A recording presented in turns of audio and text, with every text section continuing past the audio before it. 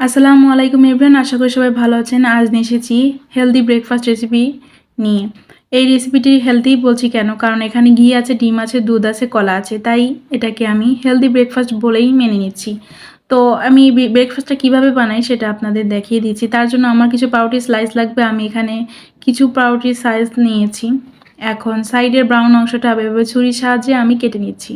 আপনার চাইলে এই ব্রাউন অংশ সহ রেসিপিটি রেডি করতে পারেন, কোনো সমস্যা নেই। তো ভালো দেখার জন্য আমি এই কাজগুলো করে নিচ্ছি। এখন স্লাইসগুলোকে একটা সাইডে সরিয়ে রেখে আমি এখানে কলা নিয়েছি, পাকা কলা। আর কলাগুলোকে এভাবে আমি একটু কুচি করে কেটে নিয়েছি। এখন কলাগুলোকে একটা সাইডে সরিয়ে রেখে চুলাতে একটি প্যান বসিয়ে দিয়েছি, আর প্যানে 1 চামচের মতো ঘি দিয়েছি। ঘির মধ্যে কলার স্লাইসগুলোকে আমি এভাবে দিয়ে দিচ্ছি, আর দিয়ে দিচ্ছি 1 চা চামচের মতো চিনি। চিনির পরিবর্তে আপনারা এখানে মধুও ব্যবহার করতে পারেন, আর ঘিয়ের পরিবর্তে বাটারও ব্যবহার করতে পারেন। এখন কলাগুলোকে একটু নেড়ে চেড়ে নরম হয়ে যাওয়া পর্যন্ত আর ব্রাউন হয়ে যাওয়া পর্যন্ত একটু নাড়িয়ে নিব। কলাগুলোকে একেবারে ব্রাউন হয়ে গেছে। এখন আমি এগুলোকে তুলে একটা সাইডে রেখে দিচ্ছি।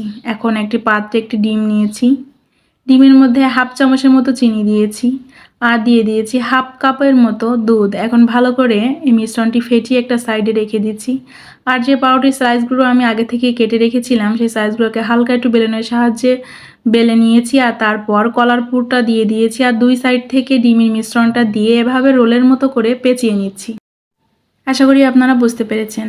এভাবে করে সব ব্যানানা টোস্টগুলোকে আমি এভাবে কোট করে নিয়ে তারপর চুলাতে একটি প্যান বসিয়ে দিয়েছি, তাতে দিয়ে দিয়েছি ঘি। টোস্টগুলোকে আমি এভাবে ডিম আর দুধের মিশ্রণের মধ্যে কোট করে নিয়ে এভাবে হালকা করে ব্রাউন করে ভেজে নিচ্ছি। তাহলেই খুব সহজেই রেডি হয়ে যাবে হেলদি ব্রেকফাস্ট রেসিপি।